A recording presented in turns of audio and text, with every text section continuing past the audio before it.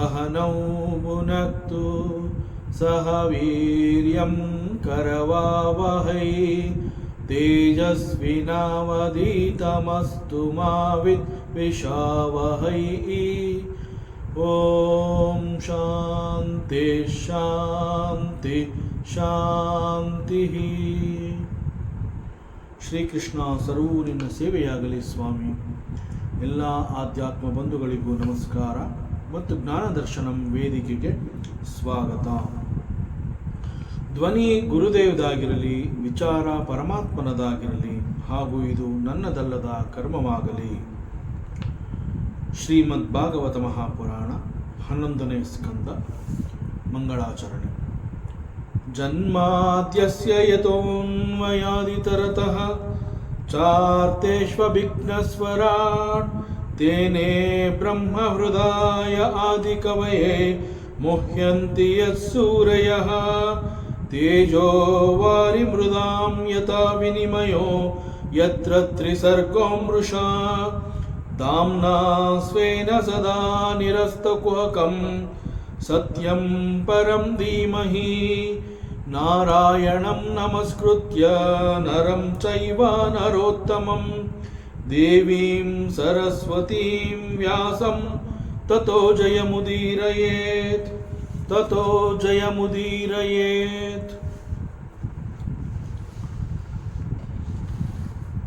ಪರಮಾತ್ಮ ಶ್ರೀಕೃಷ್ಣ ಉದ್ಧವನಿಗೆ ಅನೇಕ ರೀತಿಯ ಸಲಹೆಗಳನ್ನು, ಉಪದೇಶಗಳನ್ನು ಮಾಡ್ತಾ ಇದ್ದಾನೆ. ಮತ್ತೆ ಅವನಿಗೆ ತಿಳಿಸ್ಕೊಡ್ತಾನೆ ಈ ಒಂದು ವೇದದ ರಹಸ್ಯವನ್ನು, ಅಂತಂದರೆ ದ ವೇದಿಕ್ ಲಿಟ್ರೇಚರ್, ಇದನ್ನು ಈ ಹಿಂದೆ ನಾನೇ ಲೋಕಕ್ಕೆ ಅರ್ಪಣೆ ಮಾಡಿದ್ದೆ.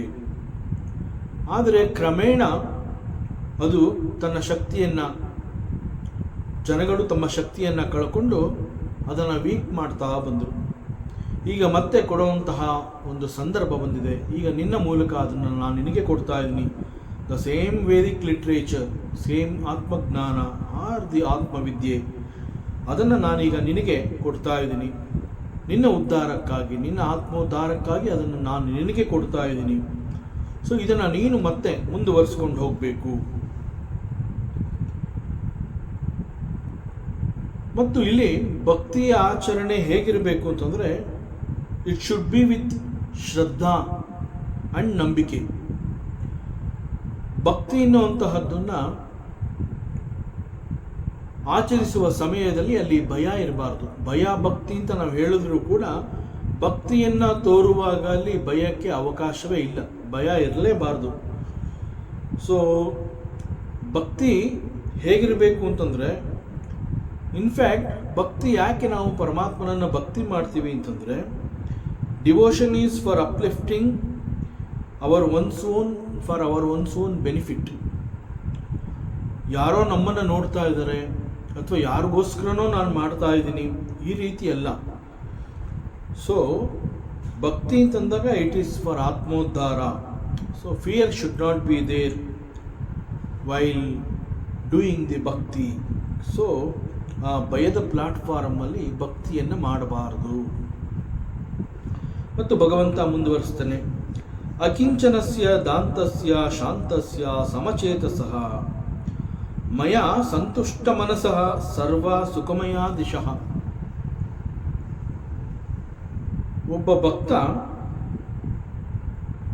ಹೇಗೆ ಅಂತಂದರೆ, ಪರಮಾತ್ಮನಲ್ಲಿ ಭಕ್ತಿಯನ್ನು ಹೊಂದುವುದು ಮಾತ್ರ ಅಲ್ಲ, ಅವನ ಮೇಲೆ ಸಂಪೂರ್ಣ ನಂಬಿಕೆ ಇರಬೇಕು ಭಕ್ತನಿಗೆ. ಪರಮಾತ್ಮನನ್ನು ನಾನು ಭಕ್ತಿ ಮಾಡ್ತಾ ಇದ್ದೀನಿ ಅಂತಂದಾಗ ಅಲ್ಲಿ ಸಂಪೂರ್ಣವಾಗಿ ಭಗವಂತನ ಮೇಲೆ ಅವನಿಗೆ ನಂಬಿಕೆ ಇರಬೇಕು, ಭರವಸೆಯನ್ನು ಹೊಂದಿರಬೇಕು. ಯಾವ ರೀತಿಯ ಭರವಸೆಯನ್ನು ಒಬ್ಬ ಭಕ್ತ ಹೊಂದಬೇಕು? ಬಿಕಾಸ್ ಪರಮಾತ್ಮ ಅಂತಂದಾಗ ಹೀಸ್ ಸರ್ವಶಕ್ತ. ಸೊ ಸರ್ವಶಕ್ತನಾದ ಪರಮಾತ್ಮನನ್ನು ನಾನು ನಂಬಿದ್ದೀನಿ, ಅವನನ್ನು ನಾನು ಭಕ್ತಿ ಮಾಡ್ತಾ ಇದ್ದೀನಿ, ಅವನನ್ನು ನಾನು ಆರಾಧಿಸ್ತಾ ಇದ್ದೀನಿ ಅಂತಂದಾಗ ಪರಮಾತ್ಮ means he is everything to me. He is my provider, he is my caretaker. So ಈ ರೀತಿಯ ಒಂದು ಪೂರ್ಣ ಭರವಸೆ, ಫೇತ್ ಅಥವಾ ಶ್ರದ್ಧೆ ಅಂತ ಕೂಡ ಹೇಳ್ತಾರೆ, ಒಂದು ನಂಬಿಕೆ, ಈ ರೀತಿ ಭಕ್ತ ಪರಮಾತ್ಮನ ಮೇಲೆ ಇಂತಹ ಒಂದು ಭರವಸೆಯನ್ನು ಇಟ್ಟಿರಬೇಕು. ಮತ್ತು ಭಗವಂತ he will take care of me ಅನ್ನುವಂತಹದ್ದು ಕೇವಲ ಒಂದು ಸ್ಟೇಟ್ಮೆಂಟ್ ಆಗಿರಬಾರ್ದು. ನಾನು ಭಗವಂತನನ್ನು ನಂಬಿದ್ದೀನಿ, he will take care of me ಅನ್ನುವಂತಹದ್ದು it should not be a mere statement.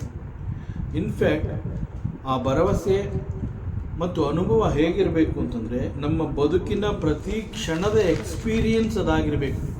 ಪರಮಾತ್ಮ he is taking care of me ಅನ್ನುವಂತಹದ್ದು ನನ್ನ ಬದುಕಿನ ಪ್ರತಿ ಕ್ಷಣದಲ್ಲಿ ನನಗೆ ಅದು ಅನುಭವ ಆಗ್ತಾ ಬರಬೇಕು. ಕ್ಷಣ ಕ್ಷಣಕ್ಕೂ ಈ ಒಂದು ಅನುಭವ ನನ್ನ ಹತ್ತಿರದಲ್ಲೇ ಇರಬೇಕು, ನನಗೆ ಆಗ್ತಾನೇ ಇರಬೇಕು. ಮತ್ತು ಹೀ ಈಸ್ ಮೈ ಪ್ರೊವೈಡರ್, ನನಗೆ ಬೇಕಾಗಿರುವಂತಹ ಎಲ್ಲವನ್ನ ಅವನೇ ಕೊಡ್ತಾ ಇದ್ದೇನೆ ಅಂತಂದಾಗ ಕೂಡ ಭರವಸೆ ಹೇಗಿರಬೇಕು ಅಂತಂದರೆ, ಉದಾಹರಣೆಗೆ ಯಾವುದೋ ಒಂದು ಕರ್ಮವನ್ನು ಬಹಳ ಶ್ರದ್ಧೆಯಿಂದ ನಾನು ಮಾಡ್ತಾ ಇರುವಾಗ ನನ್ನಲ್ಲಿ ಚಿಂತನೆ ಹೇಗಿರಬೇಕು, ಈ ಒಂದು ಕರ್ಮವನ್ನು ಭಗವಂತ ನನ್ನಿಂದ ಮಾಡಿಸಿ ಆ ಕರ್ಮದಿಂದ ದೊರಕುವಂತಹ ಒಂದು ಫಲ ಅದು ನನ್ನ ಪಾಲಿನ ಅನುಭವ ಆಗಬೇಕು ಅನ್ನುವಂತಹದ್ದು ಅವನ ಸಂಕಲ್ಪ ಆಗಿರೋದ್ರಿಂದ, ಆ್ಯಂಡ್ ಹೀ ಈಸ್ ಸರ್ವಜ್ಞ, ಹಿ ನೋಸ್ ವೈ ದಟ್ ಅನುಭವ is for me, why that experience happens to me only ಅನ್ನುವಂತಹದ್ದು ಅವನಿಗೆ ಗೊತ್ತಿರೋದ್ರಿಂದ ನನ್ನ ಪಾಲಿಗೆ ಒಂದು ಕರ್ಮವನ್ನು ನಾನು ಮಾಡುವ ಹಾಗೆ ಒಂದು ಅವಕಾಶವನ್ನು ಅವನು ಸೃಷ್ಟಿ ಮಾಡಿಕೊಡ್ತಾನೆ. ಸೊ ಇದು ಅವನ ಸಂಕಲ್ಪ, ಅವನ ಕಾರಣದಿಂದ ಈ ಕರ್ಮವನ್ನು ನನ್ನ ಮೂಲಕ ಅವನು ಮಾಡಿಸ್ತಾ ಇದ್ದಾನೆ. ಇದು ನಾನು ಮಾಡ್ತಾ ಇದ್ದೀನಿ ಅನ್ನೋದಕ್ಕಿಂತ I am an instrument in his hand. ಅವನು ನನ್ನ ಮೂಲಕ ಈ ಒಂದು ಕರ್ಮವನ್ನು ಮಾಡಿಸ್ತಾ ಇದ್ದಾನೆ ಮತ್ತು ಈ ಕರ್ಮದಿಂದ ದೊರಕುವಂತಹ ಫಲ ಅದು ನನ್ನ ಪಾಲಿನ ಅನುಭವ ಆಗಬೇಕು ಅನ್ನುವಂತಹದ್ದು ಅವನ ಸಂಕಲ್ಪ ಆಗಿರೋದ್ರಿಂದ he will take care of me, it is his ಸಂಕಲ್ಪ. ಸೊ ಈ ಒಂದು ಚಿಂತನೆ ನಮ್ಮಲ್ಲಿ ಇದೆ ಅಂತಂದರೆ, this is called faith. Not a single experience is given to me by mistake. By chance ನಾನು ಇದನ್ನ ಮಾಡ್ತಾ ಇದ್ದೀನಿ ಅಂತಾಗಲಿ, ಅಥವಾ ಆಕ್ಸಿಡೆಂಟಲಿ ನನ್ನ ಹತ್ರ ಬಂತು ಐ ಆಮ್ ಡೂಯಿಂಗ್ ಇಟ್ ಅನ್ನೋವಂತಹದ್ದಾಗಲಿ, ಆ ರೀತಿ ಅಲ್ಲ. ಪೂರ್ವವಾಗಿ ಭಗವಂತ ಸಂಕಲ್ಪ ಮಾಡಿ ಇದನ್ನು ನನ್ನ ಮೂಲಕ ಮಾಡಿಸ್ತಾ ಇದ್ದೇನೆ ಅನ್ನುವಂತಹ ಒಂದು ಶ್ರದ್ಧೆ, ನಂಬಿಕೆ ನನ್ನಲ್ಲಿರಬೇಕು. ಚಿಂತನೆ ಈ ರೀತಿನಲ್ಲಿರಬೇಕು. ಯಾಕೆ ಅಂತಂದರೆ, ನನಗೆ ಏನು ಬೇಕು, ಯಾವಾಗ ಏನು ಮಾಡಬೇಕು ಅನ್ನುವಂತಹದ್ದು ನನಗಿಂತ ಚೆನ್ನಾಗಿ ಭಗವಂತನಿಗೆ ಗೊತ್ತು. ಸೊ ನನಗಿಂತ ಚೆನ್ನಾಗಿ ಅವನು ಗೊತ್ತಿದೆ ಅಂತಂದ ಮೇಲೆ, ನಾನು ಅವನನ್ನು ನಂಬಿದ್ದೀನಿ ಅಂತಂದಮೇಲೆ he will take care of me. So everything I am getting, ನನ್ನ ಲೈಫಲ್ಲಿ ನನ್ನ ಪಾಲಿಗೆ ಏನೇನು ನನಗೆ ಬರ್ತಾ ಇದೆ ಅವೆಲ್ಲವನ್ನು ಹೀ ಈಸ್ ಪ್ರೊವೈಡಿಂಗ್. ಸೊ ಇಲ್ಲಿ ಶ್ರದ್ಧೆ ಹೇಗಿರಬೇಕು ಅಂತಂದರೆ, ಬೇರೆ ಯಾರದ್ದನ್ನು ನನಗೆ ಕೊಡ್ತಾ ಇಲ್ಲ ಅವನು, ನನ್ನ ಪಾಲಿನದನ್ನು ನನಗೆ ಕೊಡ್ತಾ ಇದ್ದಾನೆ. ಅದರಿಂದ ಬೇರೆ ಯಾರ್ದು ನನಗೆ ಕೊಡ್ತಾ ಇಲ್ಲ. ಮತ್ತು ನನ್ನ ಪಾಲು ಅಂತ ನಾನು ಏನಾದ್ರು ಅಂದ್ಕೊಂಡಿದ್ರೆ ಅದನ್ನು ಅವನು ಬೇರೆಯವ್ರಿಗೂ ಕೊಡೋದಿಲ್ಲ. ಸೊ ನನಗೆ ಸಿಗಬೇಕಾಗಿರೋಂತಹದ್ದನ್ನು ನನಗೆ ಸಿಗುವಂತೆ ಅವನು ಮಾಡ್ತಾನೆ. ಸೊ ಇಂತಹ ಒಂದು ಪೂರ್ಣ ವಿಶ್ವಾಸ, ಪೂರ್ಣ ಭರವಸೆ ಭಗವಂತನ ಮೇಲಿರಬೇಕು. ಆದ್ದರಿಂದ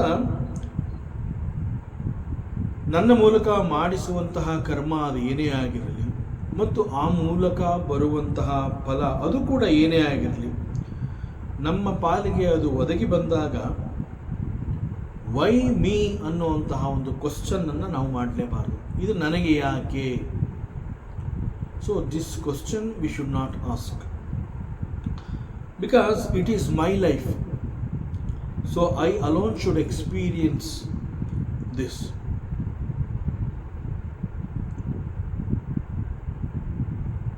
ವೇದಾಂತದಲ್ಲಿ ಇಂತಹ ವಿಚಾರಗಳನ್ನು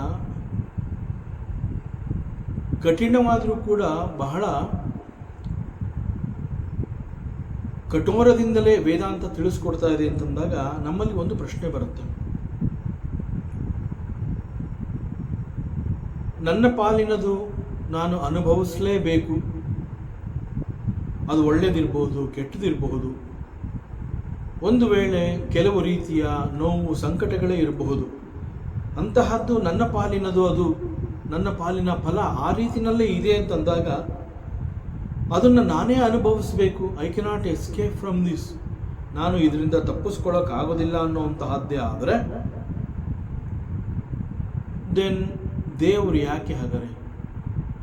ನನ್ನ ಪಾಲಿನದು ನನಗೆ ಬಂದೇ ಬರುತ್ತೆ, ಬರದೇ ಇರೋ ಹಾಗೆ ಅವನು ಮಾಡೋದೇ ಇಲ್ಲ.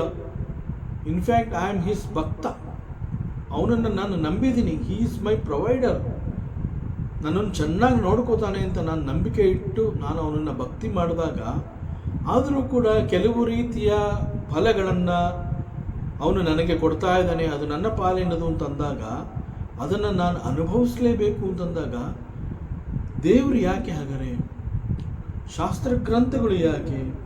ವೇದಾಂತ ಉಪನಿಷತ್ಗಳು ಯಾಕೆ? ಒಬ್ಬ ಗುರು ಯಾಕೆ ಎನ್ನುವಂತಹ ಪ್ರಶ್ನೆ ಬರುತ್ತೆ. I cannot escape from this ಅಂತಂದಾಗ let me experience, but why I need a god, why I need a guru ಅನ್ನುವಂತಹ ಪ್ರಶ್ನೆ ಬರಬಹುದು. ಇನ್ಫ್ಯಾಕ್ಟ್ ಒಬ್ಬ ಗುರು ಇರಬಹುದು, ಶಾಸ್ತ್ರ ಗ್ರಂಥಗಳಿರಬಹುದು, ವೇದಾಂತ ಉಪನಿಷತ್ತಿರಬಹುದು. ಇವೆಲ್ಲ ಒಂದು ರೀತಿಯಲ್ಲಿ ಎಕ್ಸ್ಟರ್ನಲ್ ಸಪೋರ್ಟ್. ನನ್ನನ್ನು ಪ್ರೊಟೆಕ್ಟ್ ಮಾಡಬೇಕು, ನನ್ನನ್ನು ಗಟ್ಟಿ ಮಾಡಬೇಕು ಅಂತಲೇ ಈ ಒಂದು ವ್ಯವಸ್ಥೆ ಆಗಿರುತ್ತೆ. ನನಗೆ ಒಬ್ಬ ಗುರು ಸಿಕ್ಕಿರ್ತಾನೆ, ನನ್ನ ಬಳಿ ಶಾಸ್ತ್ರ ಗ್ರಂಥಗಳಿದೆ, ನನಗೆ ವೇದಾಂತದ ಉಪದೇಶಗಳನ್ನು ನೀಡುವಂತಹ ಒಬ್ಬ ಗುರು ಇದ್ದಾನೆ ಅಂತಂದರೆ ಆಗ ಇದೆಲ್ಲ ನನ್ನನ್ನು ಪ್ರೊಟೆಕ್ಟ್ ಮಾಡೋದಕ್ಕೆ ನನಗೆ ಸಿಕ್ಕಿದೆ ಅಂತಲೇ ಅರ್ಥ ಮಾಡ್ಕೋಬೇಕು. ಯಾಕೆ ಅಂತಂದರೆ I cannot escape from this ಕರ್ಮ ಅಂತ ಹೇಳಿದಾಗ ಅದು ನನ್ನ ಎದುರಿಗೆ ಬಂದಾಗ, ನನ್ನ ಬಳಿ ಬಂದಾಗ, ಆ ಒಂದು ಸೂಕ್ತ ಸಮಯದಲ್ಲಿ ಅಂತಹ ಒಂದು ಕರ್ಮದ ಫಲ ಒದಗಿ ಬಂದಾಗ ನಾನು ಅದನ್ನು ಎದುರಿಸಲೇಬೇಕು ಅನ್ನುವಂತಹ ಸನ್ನಿವೇಶ ಎದುರಾದಾಗ ನಾನು ಹೇಗೆ ಎದುರಿಸ್ತೀನಿ, ಹೇಗೆ ಎದುರಿಸಬೇಕು, ಈ ಒಂದು ಮಾರ್ಗದರ್ಶನವನ್ನು ಕೊಡಬೇಕು ಅಂತಲೇ ವೇದಾಂತ ಉಪನಿಷತ್ತು, ಒಬ್ಬ ಗುರು, ಶಾಸ್ತ್ರ ಗ್ರಂಥಗಳು ಇವೆಲ್ಲ ಒಂದು ಎಕ್ಸ್ಟರ್ನಲ್ ಸಪೋರ್ಟ್ ಆಗಿ ನನಗೆ ಕಾಣಿಸ್ಕೊಳ್ಳುತ್ತೆ. ಸೊ ನಾನು ಇದನ್ನು ಫೇಸ್ ಮಾಡ್ತೀನಿ ಅನ್ನುವಂತಹ ಧೈರ್ಯವನ್ನು ನಾನು ತೋರಿಸಿದಾಗ he will provide me the skill set also. ನನಗೆ ಬೇಕಾಗುವಂತಹ ಎಲ್ಲವನ್ನ ಅವನು ಒದಗಿಸ್ಕೊಡ್ತಾನೆ. ಸೊ ಭಕ್ತಿ ಆರ್ ಡಿವೋಷನ್ ಅಂತ ಹೇಳಿದಾಗ ಒಬ್ಬ ಭಕ್ತನ ಶ್ರದ್ಧೆ ಈ ರೀತಿಯಲ್ಲಿ ಇರಬೇಕು. ಪ್ರತಿಯೊಂದನ್ನು ಭಗವಂತ ನೋಡ್ಕೋತಾನೆ, ಅದು ಕಷ್ಟನೋ ಸುಖನೋ whatever it is, he will take care of me. So ಭಗವಂತ ಅಂತಂದಾಗ ಈ ರೀತಿಯ ಭರವಸೆಯನ್ನು ಇಟ್ಟಿರಬೇಕು. ಅವನು ಅಕಿಂಚನನು, ಇಂದ್ರಿಯಗಳನ್ನು ಗೆದ್ದವನು, ಶಾಂತ ಮನಸ್ಕನು, ಸಮಚಿತ್ತನೂ ಆಗಿ ಸದಾ ನನ್ನಲ್ಲಿಯೇ ರಮಿಸುವನು. So he's ಆತ್ಮರಿತಿ. ಒಬ್ಬ ಭಕ್ತ ಈ ರೀತಿ ಇರ್ತಾನೆ, ಶಾಂತ ಮನಸ್ಕನಾಗಿರ್ತಾನೆ, ಆತ್ಮದಲ್ಲಿ ರಮಿಸ್ತಾ ಇರ್ತಾನೆ, ಸಮಚಿತ್ತನಾಗಿರ್ತಾನೆ, ಎಲ್ಲವನ್ನ ಸಮವಾಗಿ ಸ್ವೀಕರಿಸ್ತಾನೆ. ಸೊ ಅಂತಹ ಒಬ್ಬ ಭಕ್ತನಿಗಾಗಿ ಪರಮಾತ್ಮ ಎಲ್ಲ ದಿಕ್ಕುಗಳನ್ನು ತೆರೆದಿಟ್ಟು ಅವನಿಗೆ ಅಲ್ಲೆಲ್ಲ ಬರೀ ಸಂತೋಷವೇ ಸಿಗುವಂತೆ ಮಾಡ್ತಾನೆ. ಸೊ ಪರಮಾತ್ಮ ಹೇಳ್ತಾನೆ, it is possible only for human life that one can develop Shraddha in him. ಮನುಷ್ಯ ಜೀವಿಗಳಿಗಿಂತ ಕೆಳಮಟ್ಟದ್ದು ಅಂತಂದರೆ ದೇ ಆರ್ ಅನಿಮಲ್ಸ್, ಮತ್ತು ಮನುಷ್ಯ ಮಟ್ಟಕ್ಕಿಂತ ಮೇಲ್ಮಟ್ಟದ್ದು ಅಂತಂದರೆ ದೇ ಆರ್ ದಿ ಕರ್ಮ ದೇವತಾಸ್, ದೇವತೆಗಳಿರಬಹುದು. But even for animals or for the ದೇವತಾಸ್, ಅವರಿಗೆ they do not have this scope or the freedom to nurture this attitude. It is possible only for human beings. ಆತ್ಮರತಿ ಅಂತ ಹೇಳಿದ್ರೆ it is only for a bhakta, ಒಬ್ಬ human ಬೀಯಿಂಗಿಗೆ ಮಾತ್ರ ಇದು ಸಾಧ್ಯ. ಅದರಿಂದ ಹೀ ಈಸ್ ಸದಾ ಸುಖಿ, ಸದಾ ಸಂತೋಷಿ.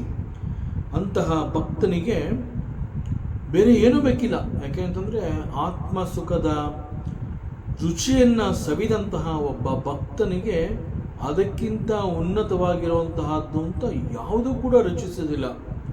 ಅದು ಬ್ರಹ್ಮ ಪದವಿಯಾಗಿರಬಹುದು, ಅದು ಇಂದ್ರ ಪದವಿಯಾಗಿರಬಹುದು, ಅಥವಾ ಇಡೀ ಭೂಮಂಡಲದ ಒಡೆತನ ಅವನಿಗೆ ಸಿಗುವಂತಹದ್ದಾಗಿದ್ರೂ ಕೂಡ, ಇನ್ಫ್ಯಾಕ್ಟ್ ಇಷ್ಟ್ಯಾಕೆ ಈವನ್ ಎಲ್ಲದಕ್ಕಿಂತ ಶ್ರೇಷ್ಠ ಅಂತ ಹೇಳಿ ಮೋಕ್ಷ ಪದವಿಯನ್ನು ಹೇಳ್ತಾರೆ. ಅಂತಹ ಮೋಕ್ಷ ಪದವಿ ಕೂಡ ಅವನ ಪಾಲಿಗೆ ಬೇಕಾಗಿಲ್ಲ. ಯಾಕೆ ಅಂತಂದರೆ ಹೀ ಈಸ್ ಎಂಜಾಯಿಂಗ್ ದಟ್ ಆತ್ಮಸುಖ. ಆತ್ಮದಲ್ಲಿ ರಮಿಸಿ ಅಲ್ಲಿ ರುಚಿ ನೋಡಿರೋದ್ರಿಂದ ಇದಕ್ಕಿಂತ ಬೇರೆ ಇನ್ಯಾವುದು ನನಗೆ ಬೇಡ.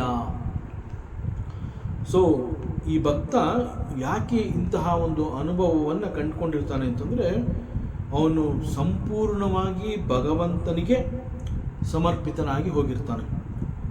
ಅವನಲ್ಲಿ ಯಾವ ಬಯಕೆಗಳು ಕೂಡ ಉಂಟಾಗೋದಿಲ್ಲ.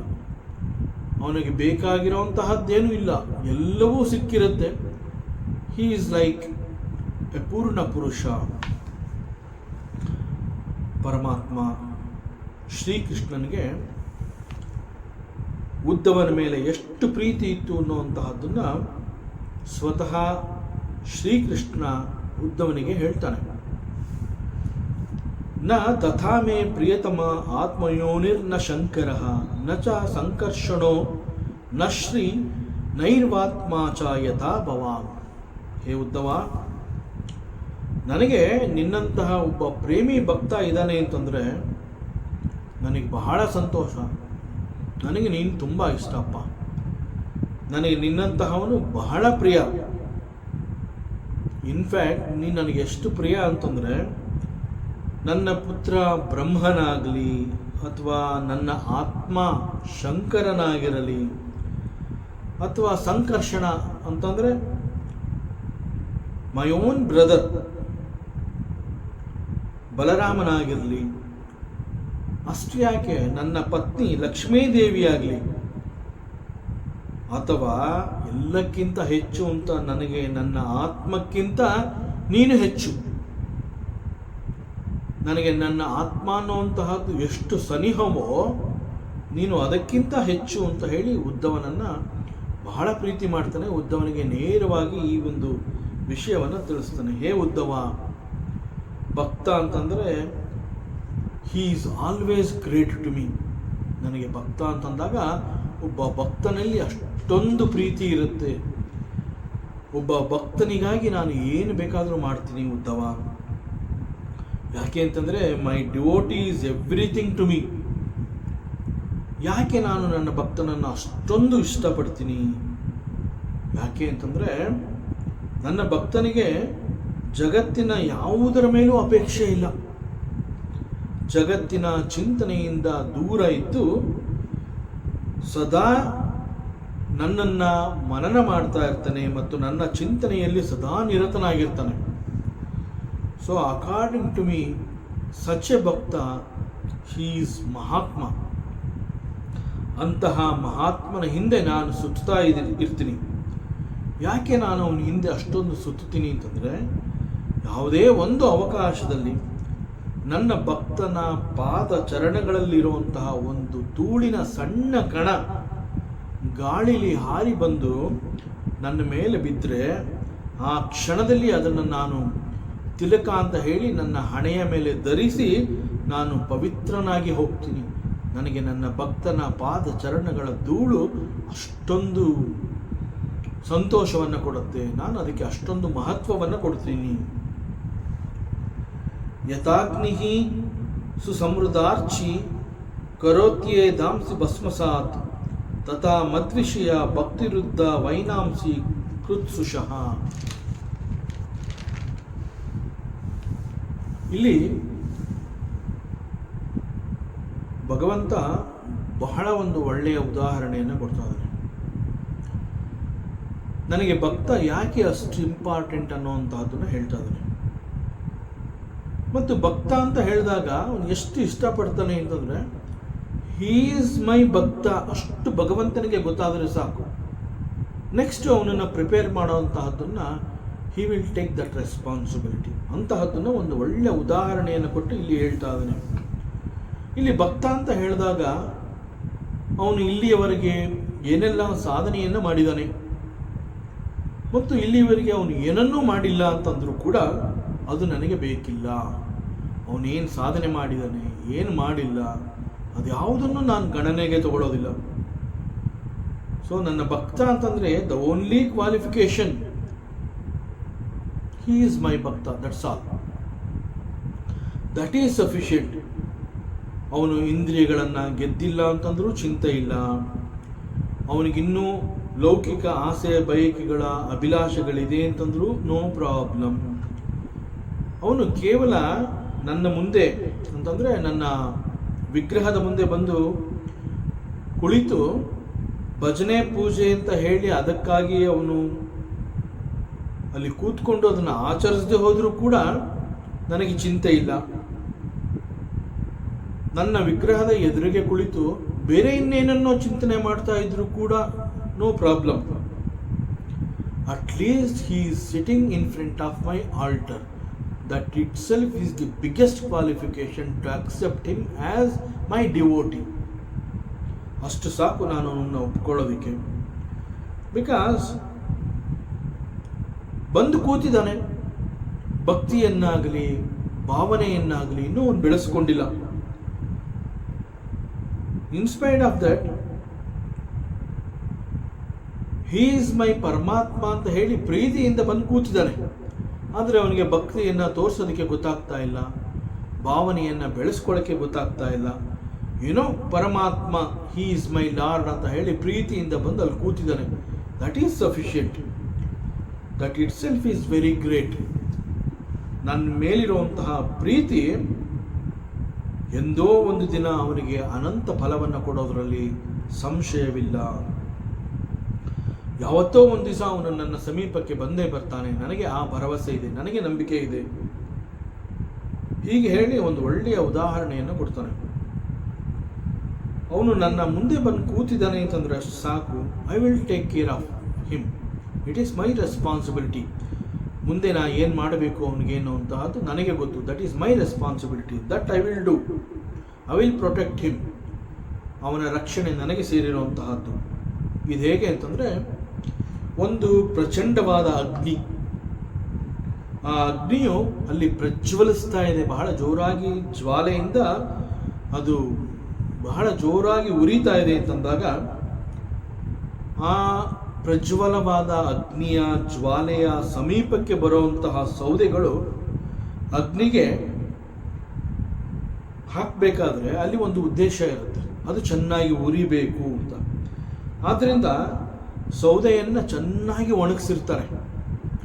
ಸೌದೆಯನ್ನು ಚೆನ್ನಾಗಿ ಒಣಗಿಸಿರೋದ್ರಿಂದ ಒಣಗಿದ ಆ ಕಟ್ಟಿಗೆಗಳು ಬೆಂಕಿಯ ಕಿಡಿಗೆ ತಾಕಿದ ಕೂಡಲೇ ಭಸ್ಮವಾಗಿ ಹೋಗುತ್ತೆ. ಆಲ್ರೆಡಿ ಅಲ್ಲಿ ಅಗ್ನಿಯ ಜ್ವಾಲೆ ಇದೆ, ಒಣಗಿದ ಕಟ್ಟಿಗೆ ಇದೆ. ದಟ್ ಒಣಗಿದ ಕಟ್ಟಿಗೆ ಅಗ್ನಿಯ ಕಿಡಿಗೆ ತಾಕಿ ಭಸ್ಮ ಆಗಬೇಕು ಅಷ್ಟೇ. ಕಟ್ಟಿಗೆ is ready, there is a fire. So ಆ ಅಗ್ನಿಯ ಜ್ವಾಲೆಗೆ ಆ ಸೌದೆ, ಒಣಗಿದ ಸೌದೆ ಅಥವಾ ಕಟ್ಟಿಗೆ ಎನ್ನುವಂತಹದ್ದು ಸಿಕ್ಕಿದ್ರೆ ಅದು ಭಸ್ಮವಾಗುತ್ತೆ, ಅದರಲ್ಲಿ ಸಂಶಯವೇ ಇಲ್ಲ. ಆದರೆ ಒಂದು ವೇಳೆ ಅಲ್ಲಿ ಪ್ರಜ್ವಲವಾದ ಅಗ್ನಿ ಇದೆ, ಕಟ್ಟಿಗೆನೂ ಇದೆ, ಆದರೆ ಕಟ್ಟಿಗೆ ಒಣಗಿಲ್ಲ. ನಾವೇನು ಒಂದು ಹಸಿ ಸೌದೆ ಅಂತ ಹೇಳ್ತೀವಿ, ಆ ರೀತಿಯಲ್ಲಿ ಅಲ್ಲಿ ಇನ್ನೂ ತೇವಾಂಶ ಇದೆ, ಅದು ಒಣಗಿಲ್ಲ. ಅಗ್ನಿಯ ಕಿಡಿ ತಾಕಿದ ಕೂಡಲೇ ಉರಿಯುವಷ್ಟು ಆ ಸೌದೆ ಒಣಗಿಲ್ಲ, ಅಲ್ಲಿ ತೇವಾಂಶ ಇದೆ, ಹಸಿ ಇದೆ, ಅದು ಉರಿಯೋದು ಕಷ್ಟ. ಆದರೆ ಬೆಂಕಿಯ ಜ್ವಾಲೆಗೆ ಸಿಕ್ಕಂತಹ ಆ ಸೌದೆ ಹಸಿಯಾಗಿದ್ರೂ ಕೂಡ ಕೂಡಲೇ ಅದು ಉರಿದೇ ಹೋದರೂ ಕೂಡ ಅಲ್ಲಿ ಹೊಗೆಯನ್ನು ಉಗುಳೋದಕ್ಕೆ ಪ್ರಾರಂಭ ಮಾಡುತ್ತೆ. ಮತ್ತು ಅಗ್ನಿಯ ಆ ಒಂದು ಶಾಖದ ಕಾರಣದಿಂದ ನಿಧಾನವಾಗಿ ಹಸಿಯಾಗಿರುವಂತಹ ಆ ಕಟ್ಟಿಗೆ ಕ್ರಮೇಣ ತನ್ನಲ್ಲಿರುವಂತಹ ಒಂದು ತೇವಾಂಶವನ್ನು ಅದು ಕಳ್ಕೋತಾ ಬರುತ್ತೆ, ಆ ತೇವಾಂಶವನ್ನು ಹೊರಹಾಕುತ್ತೆ.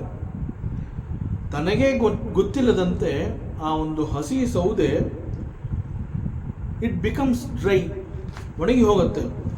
ನಾವು ಒಣಗಿ ಹೋಗಿದ್ದೀನಿ ಅನ್ನುವಂತಹದ್ದು ಕೂಡ ಆ ಕಟ್ಟಿಗೆಗೆ ಗೊತ್ತಾಗೋದಿಲ್ಲ. And it is ready to catch the fire.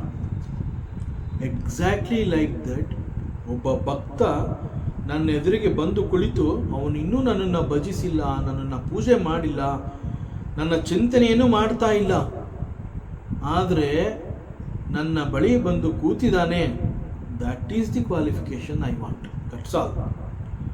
So just like ಅವನು he sitting in front of that ಪ್ರಚಂಡ ಅಗ್ನಿ, ಹಸಿಯಾದ ಸೌದೆ ಅಗ್ನಿಯ ಶಾಖಕ್ಕೆ ಹೇಗೆ ಕ್ರಮೇಣ ಒಣಗಿ ಹೋಗುತ್ತೆ, ಅದೇ ರೀತಿಯಲ್ಲಿ ಆ ಒಬ್ಬ ಭಕ್ತ ಪರಮಾತ್ಮನ ಸನಿಹವಿರುವ ಕಾರಣದಿಂದ ಅವನು ತನ್ನ ಎಲ್ಲ ರೀತಿಯ ಕ್ಲೇಶಗಳನ್ನು, ದೋಷಗಳನ್ನು ಕಳೆದುಕೊಂಡು ಪರಮಾತ್ಮನಲ್ಲಿ ಒಂದಾಗುವುದರಲ್ಲಿ ಸಂಶಯವೇ ಇಲ್ಲ. So it is my duty that I will take care of him, I will protect him. ಹೇ ಉದ್ಧವ, ಒಬ್ಬ ವ್ಯಕ್ತಿಯಲ್ಲಿ ಸರಳತೆ ಇದೆ ಅಂತಂದರೆ that is the prerequisite for bhakti and bhava. ಒಬ್ಬ ಭಕ್ತನಿಗೆ ಮುಖ್ಯವಾಗಿ ಬೇಕಾಗಿರುವಂತಹದ್ದು ಅಂತಂದರೆ ಆ ಒಂದು ಸರಳತೆ, ಸಿಂಪ್ಲಿಸಿಟಿ, ನಯ, ವಿನಯ, ಹಂಬಲ, ಇವೆಲ್ಲ ಪ್ರೀ ರಿಕ್ವಿಸಿಟ್. ಮುಂದೆ ಅವೇ ಅವನಿಗೆ ಭಕ್ತಿಯನ್ನು ತಂದುಕೊಡತ್ವೆ. ಅಂತಹವನಿಗೆ ನಾನು ಸುಲಭವಾಗಿ ಪ್ರಾಪ್ತನಾಗ್ತೀನಿ. ನನ್ನ ಪ್ರಾಪ್ತತೆ ಅವನಿಗೆ ಸಿಗೋದ್ರಿಂದ ಮುಂದೆ ಯೋಗ, ಸಾಧನೆ, ಸಾಂಖ್ಯ, ಧರ್ಮಾಚರಣೆ, ಸ್ವಾಧ್ಯಾಯ, ತಪಸ್ಸು, ತ್ಯಾಗ ಇವೆಲ್ಲ ಅವನಿಗೆ ಸಿಗೋದರಲ್ಲಿ ಸಂಶಯ ಇಲ್ಲ. ಹೇ ಉದ್ಧವ, ಸಂತರು ನನ್ನನ್ನು ತುಂಬ ಪ್ರೀತಿ ಮಾಡ್ತಾರೆ. ಅವರುಗಳಿಗೆ ನಾನು ಅಂತಂದರೆ ತುಂಬ ಇಷ್ಟ. ಇನ್ಫ್ಯಾಕ್ಟ್ ಅವರೆಲ್ಲ ಏನು ಹೇಳ್ತಾರೆ ಅಂತಂದರೆ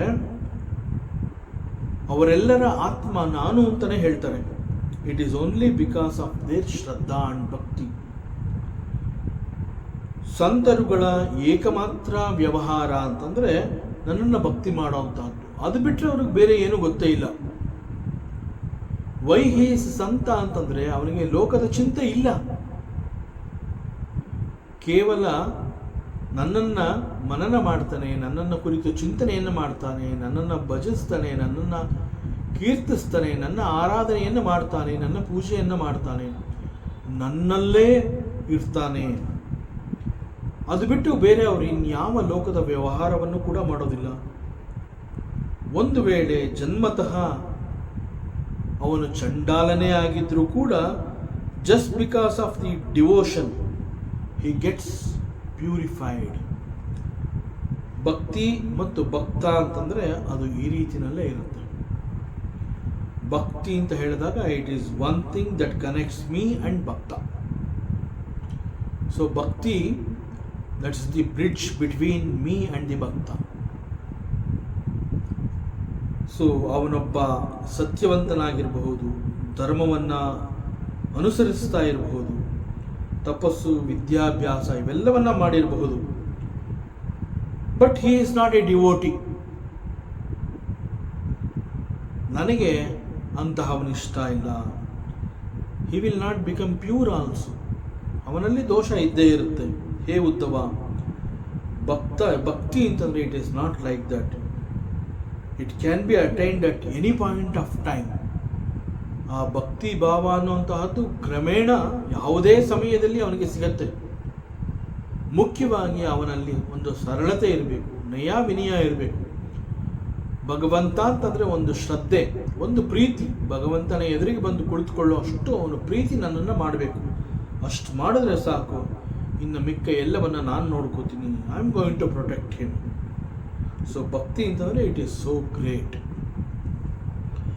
ಭಕ್ತಿ ಎನ್ನುವಂತಹದ್ದು ಮನುಷ್ಯನ ಶರೀರವನ್ನು ಪುಳಕಿತಗೊಳಿಸುತ್ತೆ. ಚಿತ್ತದಲ್ಲಿ ಕಲೆ ಹಾಕಿರುವಂತಹ ಎಲ್ಲ ವೃತ್ತಿಗಳನ್ನು ನಾಶ ಮಾಡುತ್ತದು. ಆತ್ಮ ಅಂಡ್ ಪರಮಾತ್ಮ ಅನ್ನುವಂತಹ ಶಬ್ದ ಕಿವಿಗೆ ಬಿದ್ದ ಕೂಡಲೇ ಆನಂದದಿಂದ ಭಕ್ತನ ಕಣ್ಣಂಚಿನಲ್ಲಿ ಬಿಕಾಸ್ ಆಫ್ ದಿ ಭಕ್ತಿ ನೀರು ಸುರಿಯುವಂತೆ ಮಾಡುತ್ತೆ. ಒಬ್ಬ ಭಕ್ತ ಭಕ್ತಿಯಿಂದ ಪರಮಾತ್ಮನ ಒಂದು ವಿಚಾರ ಅವನ ಕಿವಿಗೆ ಬೀಳ್ತಾ ಇದ್ದಾಗ ಅವನ ಕಣ್ಣೆಂಚಿನಲ್ಲಿ ನೀರು ಸುರಿದು ಹೋದರೆ ಅವನ ಅಂತಃಕರಣ ಅನ್ನುವಂತಹದ್ದು ಶುದ್ಧವಾಗೋದಿಲ್ಲ. ಆದ್ದರಿಂದ ಅಂತಃಕರಣ ಪರಿಶುದ್ಧವಾಗಬೇಕು ಅಂತಂದರೆ ನನ್ನಲ್ಲಿ ಅವನು ಅಷ್ಟೊಂದು ಬೆರೆತು ಹೋಗಿರಬೇಕು. ಪರಮಾತ್ಮ ಅನ್ನುವಂತಹ ಶಬ್ದ ಅವನಿಗೆ ಕಿವಿಗೆ ಬೀಳ್ತಾ ಇದ್ದ ಹಾಗೆ ಆನಂದದಿಂದ ಅವನ ಕಣ್ಣಂಚಿನಲ್ಲಿ ನೀರು ಸುರಿತಾ ಇರಬೇಕು. ಆಗ ಅವನ ಅಂತಃಕರಣ ಪರಿಶುದ್ಧವಾಗುತ್ತೆ. ಭಗವಂತನ ಮೇಲಿರುವಂತಹ ಭಕ್ತಿ ಹೆಚ್ಚಾಗ್ತಾ ಹೋದಂತೆ ಗಂಟಲು ಬಿಗಿಯಾಗಿ ಗದ್ಗದವಾಗುತ್ತೆ. ಅವನಿಗೆ ಅವನ ಬಾಯಿಯಿಂದ ಶಬ್ದವೇ ಹೊರಬರೋದಿಲ್ಲ, ಅವನು ಮಾತನಾಡಕ್ಕೆ ಆಗೋದಿಲ್ಲ. ಹೇ ಪರಮಾತ್ಮ,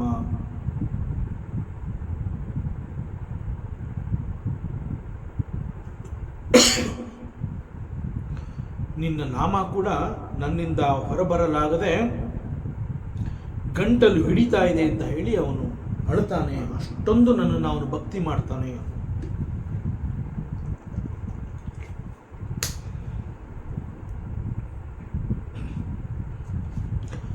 ಮತ್ತೆ ಕೆಲವು ಸಮಯ ಭಕ್ತಿ ಹೆಚ್ಚಾದಾಗ ಏನೊಂದೂ ತೋಚದಂತೆ ಸುಮ್ಮನೆ ನಗ್ತಾ ಇರ್ತಾನೆ.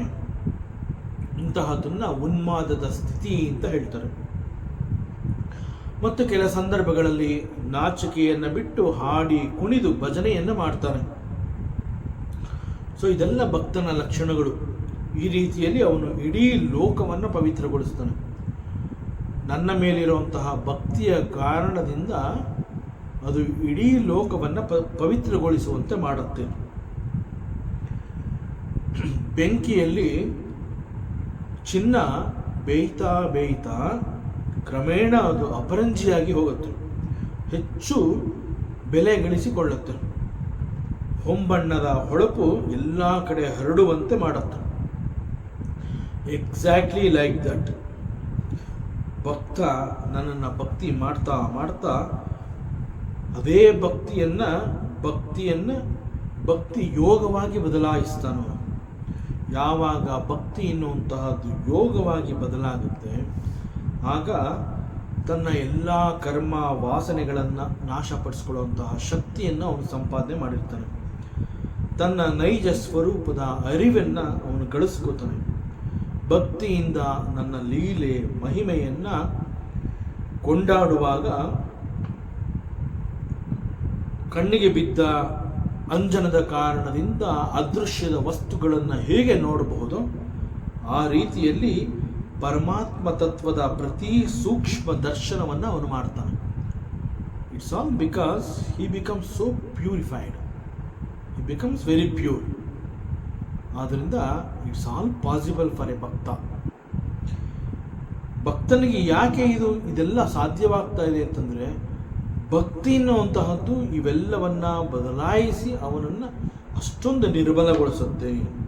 ಹೇ ಉತ್ತಮ, ಈ ಕಾರಣದಿಂದ ನಾನು ಎಲ್ರಿಗೂ ಹೇಳ್ತೀನಿ, ಕೇವಲ ಭಕ್ತನಿಗೆ ಮಾತ್ರ ಅಂತಲ್ಲ ಅಥವಾ ನಿನಗೆ ಮಾತ್ರ ಅಂತಲ್ಲ, ಇಡೀ ಲೋಕದಲ್ಲಿ ಎಲ್ಲ ಜನಗಳಿಗೂ ನಾನು ಹೇಳುವಂತಹದ್ದು ಇದೇ ವಿಚಾರ.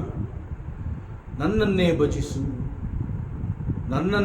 ನನ್ನಲ್ಲಿಯೇ ಮನಸ್ಸನ್ನು ಇಡು, ನನ್ನನ್ನೇ ಕೀರ್ತಿಸು. ಯಾಕೆ ಹೀಗೆ ನಾನು ಹೇಳ್ತೀನಿ ಅಂತಂದರೆ,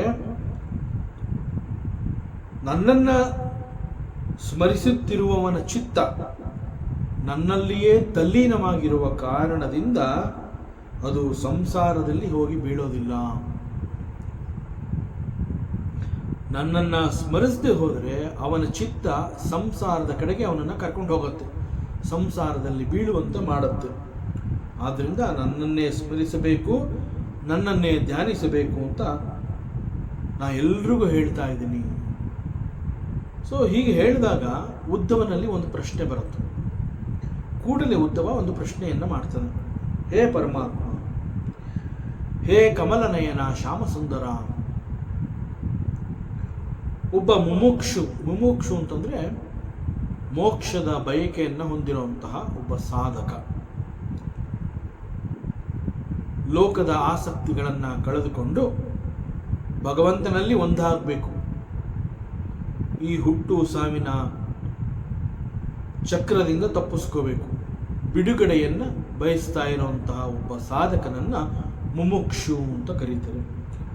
ಸೊ ಒಬ್ಬ ಮುಮುಕ್ಷು ನಿನ್ನನ್ನು ಹೇಗೆ ಧ್ಯಾನ ಮಾಡಬೇಕು, ಯಾವ ರೂಪದಿಂದ ಅವನು ನಿನ್ನನ್ನು ಧ್ಯಾನಿಸಬೇಕು, ಮತ್ತು ನಿನ್ನ ಯಾವ ರೂಪ ಧ್ಯಾನಕ್ಕೆ ಯೋಗ್ಯವಾಗಿದೆ. ದಯಮಾಡಿ ಮನಸ್ಸು ಧ್ಯಾನವನ್ನು ಅಲಂಕರಿಸಲು ಇರುವ ಮಾರ್ಗವನ್ನು ತಿಳಿಸಿಕೊಡು. ಬಹಳ ಒಳ್ಳೆಯ ಪ್ರಶ್ನೆಯನ್ನು ಮಾಡ್ತಾನೆ ಉದ್ಧವ. ಇದು ಉದ್ಧವ ತನ್ನಲ್ಲಿ ಈ ಒಂದು ಪ್ರಶ್ನೆ ಎದ್ದಿದೆ ಅನ್ನೋದಕ್ಕಿಂತ ಈ ಪ್ರಶ್ನೆಯ ಮೂಲಕ ಸಿಗೋಂತಹ ಒಂದು ಜ್ಞಾನ ಇಡೀ ಲೋಕಕ್ಕೆ ಬೇಕು. ಸೊ ಈ ಕಾರಣದಿಂದ ಭಗವಂತನನ್ನು ಪ್ರಶ್ನೆ ಮಾಡ್ತಾನೆ, ಹೇ ಪರಮಾತ್ಮ, ನಿನ್ನ ಧ್ಯಾನವನ್ನು ಹೇಗೆ ಮಾಡಬೇಕು, ಮತ್ತು ಧ್ಯಾನವನ್ನು ಮಾಡಬೇಕು ಅಂತಂದಾಗ ನಿನ್ನ ಯಾವ ರೂಪವನ್ನು ಧ್ಯಾನಕ್ಕಾಗಿ ನಾನು ಇಟ್ಕೋಬೇಕು, ಮತ್ತು ಧ್ಯಾನವನ್ನು ಹೇಗೆ ಮಾಡಬೇಕು, ಈ ಒಂದು ರಹಸ್ಯವನ್ನು ತಿಳಿಸಿಕೊಡು. ಇಂತಹ ಪ್ರಶ್ನೆಯನ್ನು ಮಾಡ್ತಾನೆ. ಪರಮಾತ್ಮ ಹೇಳ್ತಾನೆ, ಸಮ ಆಸನ ಆಸೀನಃ ಸಮಕಾಯೋ ಯಥಾ ಸುಖಂ ಹಸ್ತ ಉತ್ಸಂಗ ಆದಾಯ ಸ್ವನಾಸಾಗ್ರ ಕೃತೆ ಕ್ಷಣ. ಮನಸ್ಸು ಅಂತಂದಾಗ ಅದು ಚಂಚಲ. ಮನಸ್ಸು ಒಂದು ಕಡೆ ನಿಲ್ಲೋದಿಲ್ಲ, ಅದು ಅಲೆದಾಡ್ತಾ ಇರುತ್ತೆ. ಮೈಂಡ್ ಈಸ್ ವಾಂಡರಿಂಗ್ ಅಂತ ಹೇಳ್ತಾರೆ. ಸೊ ಮೊಟ್ಟ ಮೊದಲನೆಯದಾಗಿ ಧ್ಯಾನ ಅಂತ ಹೇಳಿದಾಗ ಅಲೆದಾಡ್ತಾ ಇರುವಂತಹ ಮನಸ್ಸನ್ನು ಹಿಡಿದಿಡಬೇಕು. ನಂತರ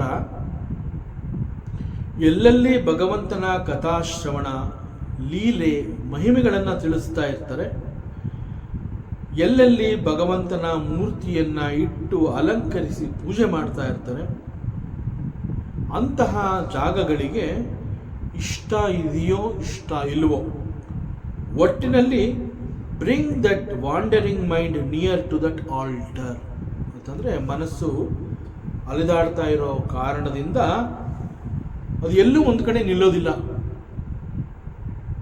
ಎಲ್ಲೋ ಒಂದು ಕಡೆ ಭಗವಂತನ ಆರಾಧನೆ ನಡೀತಾ ಇದೆ, ಆಗಲೂ ಕೂಡ ಮನಸ್ಸಿಗೆ ಇಷ್ಟ ಇಲ್ಲ. ಯಾಕೆಂದರೆ ಅಲ್ಲಿ ಹೋಗಿ ಕೂತ್ಕೋಬೇಕಲ್ಲ ಅಂತ ಮನಸ್ಸು ಬೇರೆ ಕಡೆಗೆ ಎಳ್ಕೊಂಡು ಹೋಗುತ್ತೆ.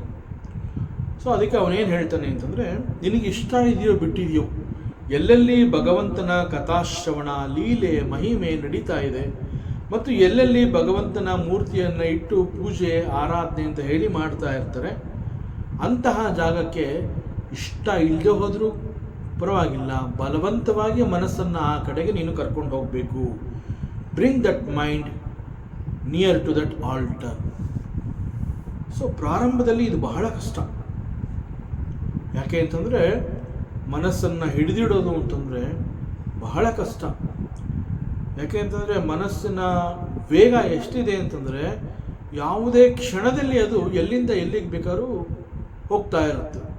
ಅಷ್ಟು ವೇಗವಾಗಿ ಧಾವಿಸುವ ಶಕ್ತಿ ಮನಸ್ಸಿಗೆ, ಬಿರುಗಾಳಿಗಿಂತ ಫಾಸ್ಟಾಗಿ ನುಗ್ಗತ್ತೆ ಅಂತ ಹೇಳ್ತಾರೆ.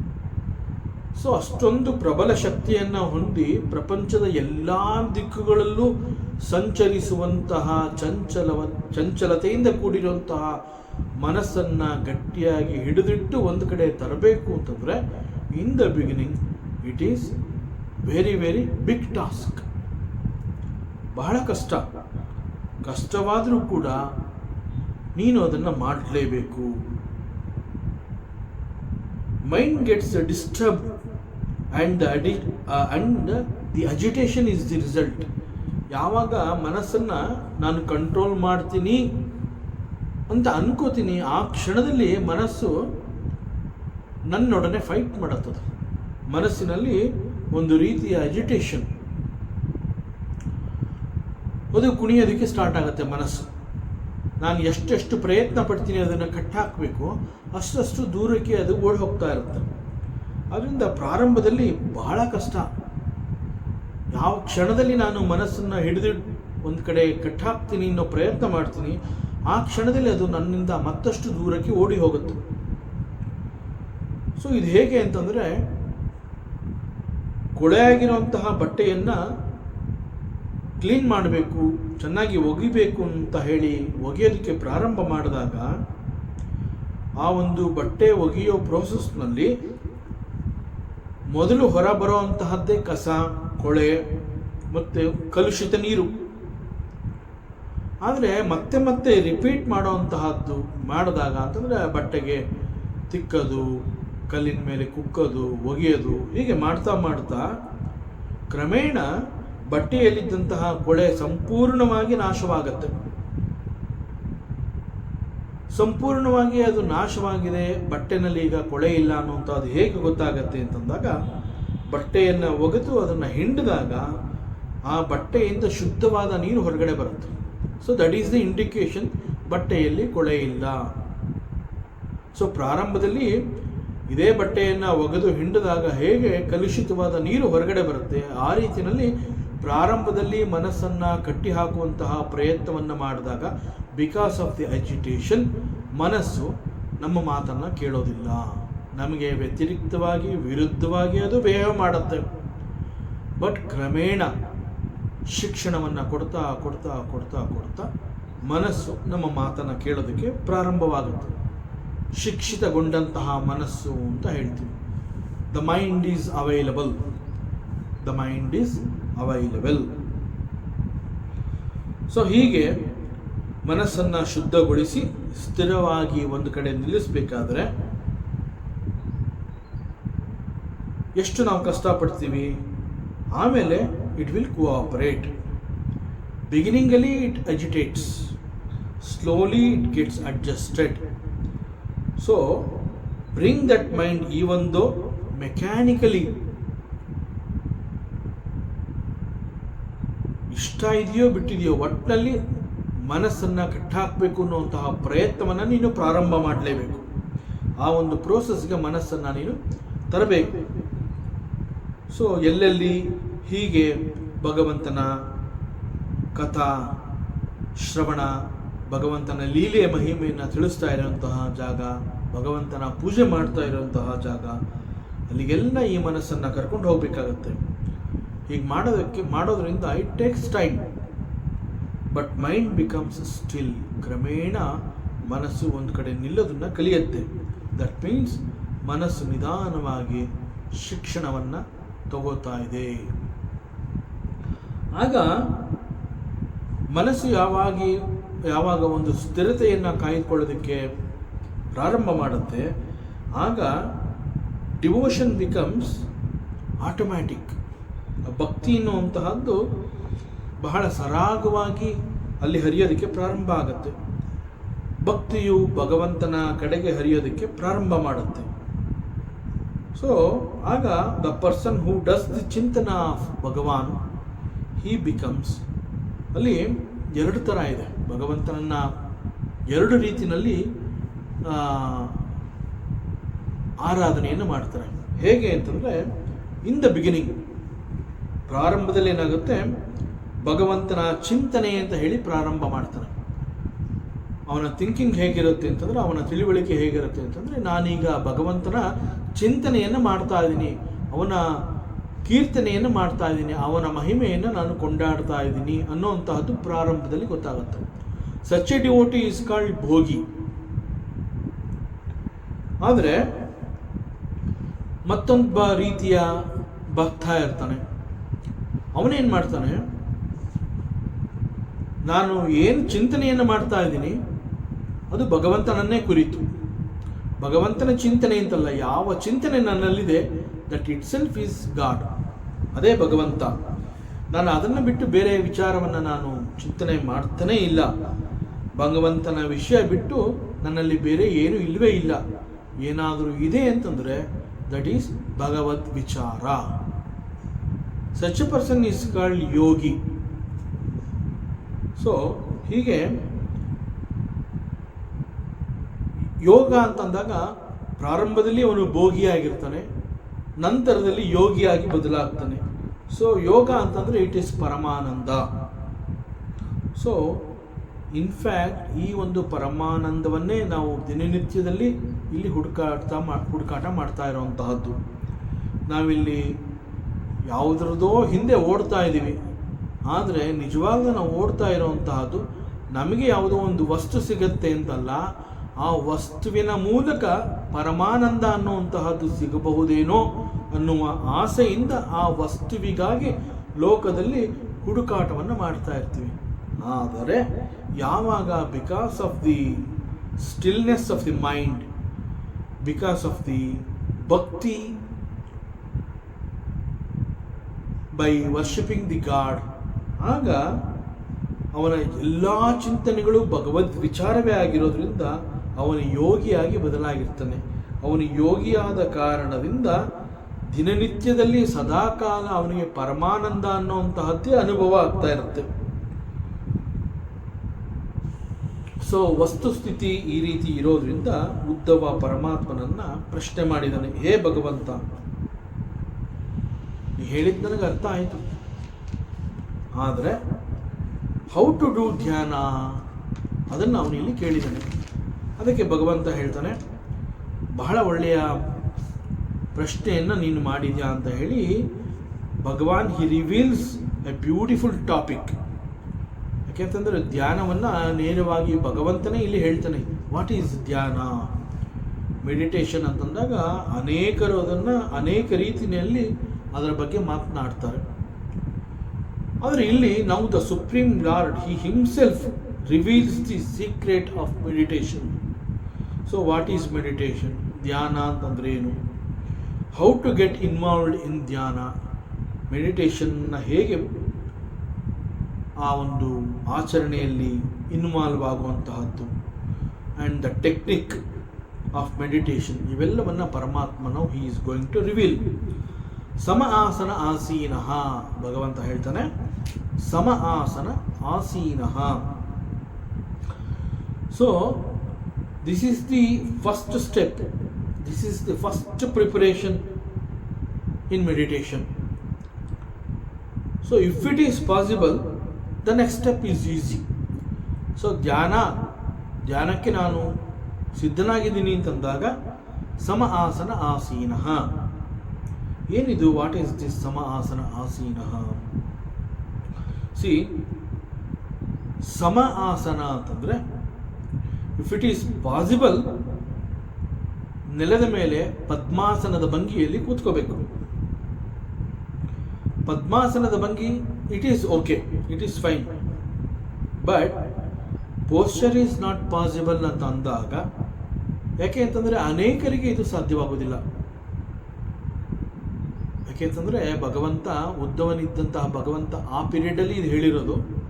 ಸೊ ಸಾಕಷ್ಟು ಪರಿಸ್ಥಿತಿ ಬದಲಾವಣೆ ಆಗಿದೆ. ಈಗ ಎಲ್ಲರಿಗೂ ಈ ರೀತಿ ನೆಲದ ಮೇಲೆ ಕೂತ್ಕೊಳ್ಳೋದಕ್ಕೆ ಆಗೋದೇ ಇಲ್ಲ. ಸೊ ಎಲ್ಲ ಕಾಲಮಾನವನ್ನು ಮನಸ್ಸಿನಲ್ಲಿ ಇಟ್ಕೊಂಡು ಭಗವಂತ ಸಮ ಆಸನ ಆಸೀನಃ ಅಂತ ಹೇಳಿದ್ದಾನೆ. ಸೊ ಅನೇಕರಿಗೆ ಈ ರೀತಿ ನೆಲದ ಮೇಲೆ ಕುಳಿತು ಪದ್ಮಾಸನದ ಭಂಗಿಯಲ್ಲಿ ಕುಳಿತುಕೊಳ್ಳೋದಕ್ಕೆ ಸಾಧ್ಯ ಇಲ್ಲ. ಆದರೆ if it is possible to sit on the floor in padmasana ಭಂಗಿ, ಇಟ್ ಈಸ್ ಫೈನ್. ಯಾಕೆ ಪದ್ಮಾಸನ ಭಂಗಿಯನ್ನು ಫಸ್ಟ್ ಪ್ರಿಫರೆನ್ಸ್ ಅಂತ ಹೇಳ್ತಾರೆ ಅಂತಂದರೆ, ಈ ಒಂದು ಪರ್ಟಿಕ್ಯುಲರ್ ಪೋಸ್ಚರ್ಗೆ minimum space is to be used. ಅಲ್ಲಿ to sit on the floor minimum ಸ್ಪೇಸ್ನ ಯೂಸ್ ಮಾಡ್ಕೋಬೇಕು. ಸೊ ದಟ್ ದೇಹದ ಬೇರೆ ಬೇರೆ ಅಂಗಗಳು ಕೂಡ ದೇಹದ ಒಳಗಡೆನೇ ಇರುತ್ತಾರೆ. ಆ ಒಂದು ಪದ್ಮಾಸನ ಭಂಗಿ ಹೇಗಿರುತ್ತೆ ಅಂತಂದರೆ ಇಂಟ್ಯಾಕ್ಟ್ ಅಂತ ನಾವೇನು ಹೇಳ್ತೀವಿ, ಆ ರೀತಿಯಲ್ಲಿ ಇಡೀ ದೇಹದ ಎಲ್ಲ ಅಂಗಾಂಗಗಳು ಕೂಡ ಎಲ್ಲೆಲ್ಲಿ ಯಾವ್ಯಾವ್ದು ಹೇಗಿರಬೇಕು ಆ ರೀತಿಯಲ್ಲಿ ಅದು ಇರೋ ಹಾಗೆ ಮಾಡುತ್ತೆ ಆ ಪೋಸ್ಚರ್. ಆದರೆ ಮ್ಯಾಕ್ಸಿಮಮ್ ಸ್ಪೇಸ್ ಅಂತ ಹೇಳಿ ನಾವು ಪದ್ಮಾಸನ ಭಂಗಿ ಆಗೋದಿಲ್ಲ ಅಂತ ಹೇಳಿ ನಾವು ಬೇರೆ ರೀತಿಯಲ್ಲಿ ಕೂತ್ಕೊಂಡಾಗ, so it is possible, maximum space ಬೇಕಾಗುತ್ತೆ. ಮತ್ತು ಆವಾಗ ಪದೇ ಪದೇ ಕಾಲು ನೀಡೋ ಅಂತಹದ್ದು ಮತ್ತು ಅಂಗೈಯನ್ನು ತೆಗೆದು ಕತ್ತಿಗೆ ಸಪೋರ್ಟ್ ಮಾಡುವಂತಹದ್ದು, ಕುತ್ತಿಗೆಗೆ ಸಪೋರ್ಟ್ ಕೊಡುವಂತಹದ್ದು ಮತ್ತು ಶಿಸ್ತು ಪಾಲಿಸಿದೆ ಹೇಗೆ ಬೇಕೋ ಹಾಗಾಗಿ ಕೂತ್ಕೋತಾ ಇರೋವಂತಹದ್ದು. ಹೀಗೆಲ್ಲ ಮಾಡ್ತಾ ಇದ್ದಾಗ ಏಕಾಗ್ರತೆ ಈಸ್ ನಾಟ್ ಪಾಸಿಬಲ್. ಆದರೆ because of the age factor and ದೇಹದ ಆರೋಗ್ಯ ಪರ್ಮಿಟ್ ಮಾಡದೇ ಇದ್ದಾಗ you may choose to sit on a chair, that is sukha asana. So ಯಾವುದು ಕಂಫರ್ಟಬಲ್ ಪೋಸ್ಚರ್ ಅಂತ ನಿನಗೆ ಅನಿಸುತ್ತೆ ಆ ಭಂಗಿಯಲ್ಲಿ you can sit. So this is called ಸಮ ಆಸನ ಆಸೀನ. ಇದಾದ ನಂತರ how you have to sit. ಸಮಕಾಯ ಯಥಾ ಸುಖಂ. ಆಸನ ಅಂತಂದಾಗ ನೆಲದ ಮೇಲೆ ಕುಳಿತಿರಬಹುದು, ಅಥವಾ ಸಮ ಆಸನ ಅಂತ ಹೇಳಿ ಒಂದು ಚೇರ್ ಮೇಲೆ ಬೇಕಾದ್ರೆ ನಾವು ಕೂತಿರಬಹುದು. ಬಟ್ ದಿ ಆಸನ ಅಂತ ಹೇಳಿದಾಗ the seat must be very comfortable. Posture ಹೇಗಿರಬೇಕು? ಬೆನ್ನು ಕುತ್ತಿಗೆ ನೇರವಾಗಿರಬೇಕು. You should be in one straight line ಅಂತ ಹೇಳ್ತಾರೆ. ಮತ್ತು ಭುಜಗಳು ಬಹಳ ಫ್ರೀ ಆಗಿರಬೇಕು. ಶೋಲ್ಡರ್ಸ್ ನಾವು ಕೂತ್ಕೊಂಡಾಗ ನೇರವಾಗಿ ಕೂತ್ಕೋಬೇಕು ಅಂತ ಹೇಳಿ ಭುಜಗಳನ್ನ ಸ್ಟಿಫ್ ಮಾಡೋ ಅವಶ್ಯಕತೆ ಇಲ್ಲ. ನಾವು ನೆಲದ ಮೇಲೆ ಬೇಕಾದ್ರೂ ಕೂತಿರಬಹುದು, ಅಥವಾ ಒಂದು ಚೇರ್ ಮೇಲೆ ಬೇಕಾದ್ರೂ ಕೂತಿರಬಹುದು. ನಾವು ಎಲ್ಲಿ ಕೂತ್ಕೋತೀವಿ ಆ ಪೋಸ್ಚರ್ ಕಂಫರ್ಟಬಲ್ ಆದಮೇಲೆ ನಮ್ಮ ಕುತ್ತಿಗೆ ಮತ್ತು ಬೆನ್ನನ್ನು ನೇರವಾಗಿ ಇಟ್ಕೋಬೇಕು ಅಂತ ಹೇಳಿದಾಗ, ನೇರವಾಗಿ ಇಟ್ಕೋಬೇಕು ಅನ್ನೋ ದೃಷ್ಟಿಯಿಂದ ಶೋಲ್ಡರ್ಸ್ನ ಫ್ರೀಯಾಗಿ ಇಟ್ಕೋಬೇಕು. ಅಂದರೆ ಅದನ್ನು ಬಲವಂತವಾಗಿ ಟೆನ್ಷನ್ ಮಾಡ್ಕೊಳ್ಳದೆ ಇರೋ ಹಾಗೆ ಕೂತ್ಕೋಬೇಕು. So it should be in one straight line. ಭುಜಗಳು ಫ್ರೀ ಆಗಿರಬೇಕು. ಶೋಲ್ಡರ್ಸ್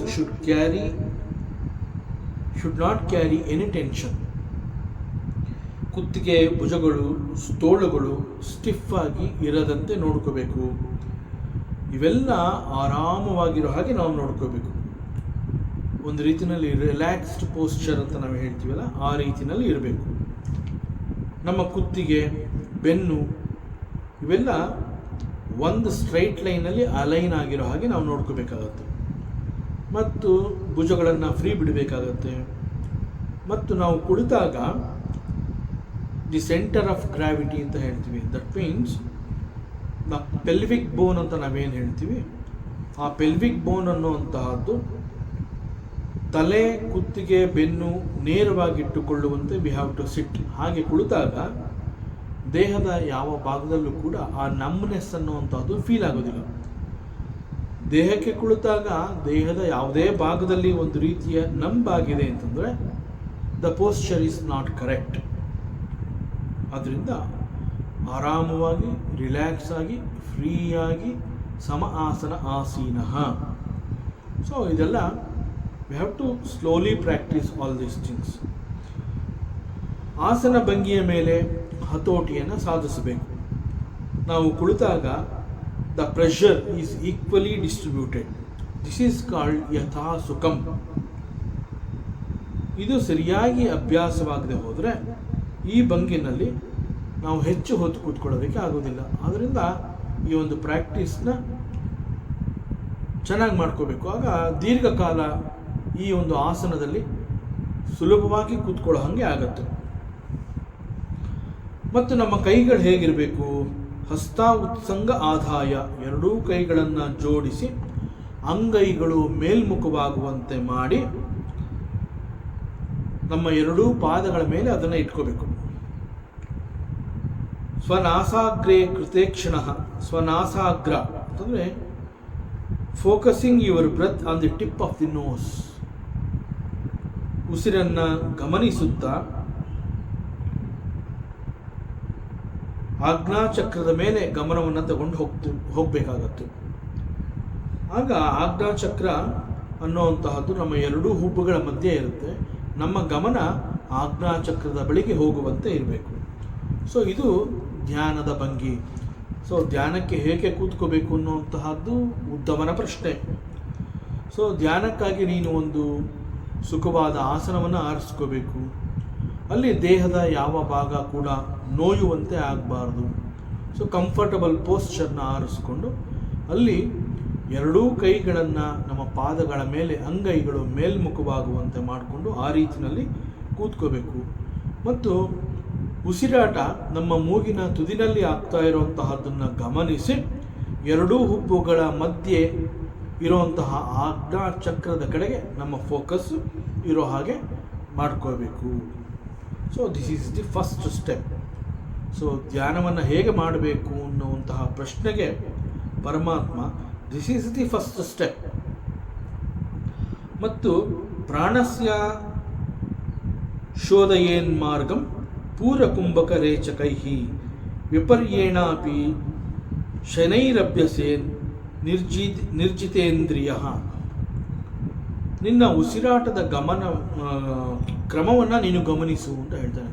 ಅಂತಂದರೆ ವಾಚ್ ಯುವರ್ ಬ್ರೀತ್ ಅಂತ ನಾವೇನು ಹೇಳ್ತೀವಿ, ಅಬ್ಸರ್ವ್ ಯುವರ್ ಬ್ರೀತ್ ಅಂತ ನಾವು ಹೇಳ್ತೀವಲ್ಲ, ಆ ರೀತಿಯಲ್ಲಿ ಆ ಒಂದು ಉಸಿರಾಟದ ಕ್ರಮವನ್ನು ನಾವು ಗಮನಿಸಬೇಕಾಗುತ್ತೆ.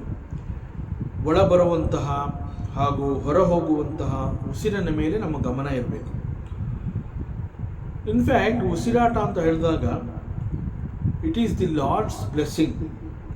ಯಾಕೆ ಅಂತಂದರೆ this breathing it happens on its own. ಭಗವಂತನ ಅದ್ಭುತವಾದ ಪರಿಕಲ್ಪನೆ ಇದು. ಉಸಿರಾಟ ಅನ್ನುವಂತಹದ್ದು ತಾನಾಗೆ ಆಗೋ ಹಾಗೆ ಮಾಡಿರುವಂತಹದ್ದು ಭಗವಂತನ ಒಂದು ಅದ್ಭುತವಾದ ಪರಿಕಲ್ಪನೆ. ಯಾಕೆಂತಂದರೆ ಉಸಿರಾಟ ಅಂತ ಹೇಳಿದಾಗ it is very essential for our ಬದುಕು. ನಮ್ಮ ಬದುಕು ಆರಾಮವಾಗಿ ಸಾಗ್ತಾ ಇದೆ ಅಂತಂದರೆ ಅದಕ್ಕೆ ಮುಖ್ಯ ಕಾರಣವೇ ನಿರಂತರವಾದ ಉಸಿರಾಟ.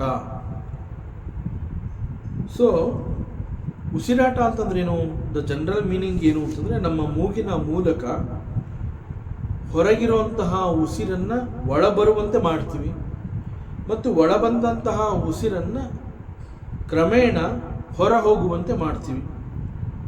ಸೊ ದಿಸ್ ಉಸಿರಾಟ ಹೇಗೆ ಅಂತಂದರೆ ಹುಟ್ಟಿದ ಕ್ಷಣದಿಂದ ಮರಣದ ಸಮಯವರೆಗೂ ಕೂಡ ಈ ಒಂದು ಉಸಿರಾಟ ಈ ರೀತಿಯಲ್ಲಿ ನಿರಂತರವಾಗಿ ನಡೀತಾನೆ ಇರುತ್ತೆ. ಒಬ್ಬ ಮನುಷ್ಯ 100 ವರ್ಷ ಬದುಕಿದಾನೆ ಅಂತಂದರೆ ಈ ಒಂದು ಉಸಿರಾಟ ನಿರಂತರವಾಗಿ 24/7 for 100 years without stop, non stop ಈ ಒಂದು ಉಸಿರಾಟದ ಕ್ರಿಯೆ ನಡೀತಾ ಇದೆ ಅಂತಲೇ ಅರ್ಥ. ಮನುಷ್ಯನ ಸೃಷ್ಟಿ ಅನ್ನುವಂತಹದ್ದೇ ಒಂದು ಅದ್ಭುತ, ಬಹಳ ದೊಡ್ಡ ವಿಸ್ಮಯ. ಮನುಷ್ಯನ ದೇಹದ ರಚನೆ, ಆ ಒಂದು ಪರಿಕಲ್ಪನೆ ಈಸ್ ಎ ಗ್ರೇಟೆಸ್ಟ್ ಕ್ರಿಯೇಷನ್. ಅದರ ಜೊತೆಗೆ ಈ ಒಂದು ಉಸಿರಾಟ ತನಗೆ ತಾನೇ ಆಗುವಂತೆ ಈ ಒಂದು ದೇಹದ ರಚನೆಯ ಜೊತೆಗೆ ಅದನ್ನು ಕೂಡ ಭಗವಂತ ಯೋಚನೆ ಮಾಡಿ ಪರಿಕಲ್ಪನೆ ಮಾಡಿ let it happen on its own ಅನ್ನೋವಂತಹದ್ದು ನಮಗೆ ಇಟ್ ಈಸ್ ಬ್ಲೆಸ್ಸಿಂಗ್. ಯಾಕೆ ಅಂತಂದರೆ ಉಸಿರಾಟ ನಮ್ಮ ಆದೇಶಕ್ಕಾಗಿ ಕಾಯೋ ರೀತಿಯಲ್ಲಿ ಕಾಯ್ತಾ ಇಲ್ಲ. ಅದು ನಾನು ಪರ್ಮಿಷನ್ ಕೊಟ್ಟಿದ್ದೀನಿ ಈಗ ಉಸಿರಾಡೋ ಅನ್ನುವಂತಹದ್ದಾಗಲಿ ಅಥವಾ ಈಗ ಉಸಿರಾಟ ಆಡಬೇಡ ಅಂತ ನಾನು ಹೇಳೋ ಹಾಗಾಗಲಿ ನನಗೆ I do not have that, ಆ ಒಂದು ಲಿಬರ್ಟಿ ನನಗೆ ಕೊಟ್ಟಿಲ್ಲ ಭಗವಂತ. ಉಸಿರಾಟ ಅಂತ ಹೇಳಿದಾಗ it happens on its own. ಆ ರೀತಿಯಲ್ಲಿ ಭಗವಂತ ಬಹಳ ಅದ್ಭುತವಾದ ಪರಿಕಲ್ಪನೆಯನ್ನು ಮಾಡಿಕೊಂಡು ಈ ಉಸಿರಾಟದ ಕ್ರಮವನ್ನು ಈ ರೀತಿ ಸೃಷ್ಟಿ ಮಾಡಿ ಕೊಟ್ಟಿದ್ದಾನೆ. ಏನಾದರೂ ನಮ್ಮನ್ನು ನಂಬಿ ನೀನೇ ಉಸಿರಾಟವನ್ನು ಮಾಡ್ಕೋಬೇಕು, ನೀನು ಬದುಕಬೇಕು ಅಂತಂದರೆ ನಿನ್ನ ಉಸಿರಾಟವನ್ನು ನೀನೇ ಮಾಡ್ಕೋಬೇಕು ಅಂತ ಏನಾದರೂ ನಮ್ಮ ಕೈಗೆ ಅದರ ಕೀಯನ್ನು ಏನಾದರೂ ಅವನು ಕೊಟ್ಟಿದ್ದಿದ್ರೆ ಯಾವುದೇ ಕ್ಷಣದಲ್ಲಿ ನಾವು ಉಸಿರಾಟವನ್ನು ಮರೆತು ನಮ್ಮ ನಾಶಕ್ಕೆ ನಾವೇ ನಾಂದಿಯನ್ನು ಹಾಡ್ತಾ ಇದ್ವಿ. ಆದರೆ ಅದು ತನ್ನಷ್ಟಕ್ಕೆ ತಾನೇ ನಡೀತಾ ಇದೆ ಎನ್ನುವಂತಹ ಭರವಸೆಯ ಕಾರಣದಿಂದ ನಾವು ಇಲ್ಲಿಯವರೆಗೆ ಆರಾಮವಾಗಿ ಬದುಕಿದ್ದೀವಿ. ಒಂದು ವೇಳೆ ಭಗವಂತ ಉಸಿರಾಟದ ವ್ಯವಸ್ಥೆಯನ್ನು ನಮಗೆ ಒಪ್ಪಿಸಿದ್ದಿದ್ರೆ, ನಮ್ಮ ಮೇಲೆ ನಂಬಿಕೆ ಇಟ್ಟು ಇದನ್ನು you take care of it ಅಂತ ನಮಗೆ ಕೊಟ್ಟಿದ್ದಿದ್ರೆ ಭಗವಂತನ ನಂಬಿಕೆಗೆ ನಾವು ದ್ರೋಹವನ್ನು ಬಗೀತಾ ಇದ್ವಿ. ಏಕೆಂದರೆ ಹೊರ ಹೋದ ಉಸಿರನ್ನು ಒಳಗೆ ತಗೊಳ್ಳುವಂತಹದ್ದನ್ನು ಮರೀತಾ ಇದ್ವಿ. ಒಳಗೆ ಬಂದಂತಹ ಉಸಿರನ್ನು ಹೊರಗೆ ಬಿಡುವಂತಹದ್ದನ್ನು ಕೂಡ ನಾವು ಮರಿಬಹುದಾಗಿತ್ತು.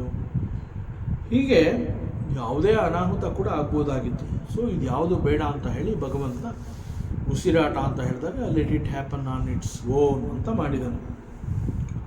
ಇದು ಜನರಲ್ ಮೀನಿಂಗ್ ಆಫ್ ಉಸಿರಾಟ.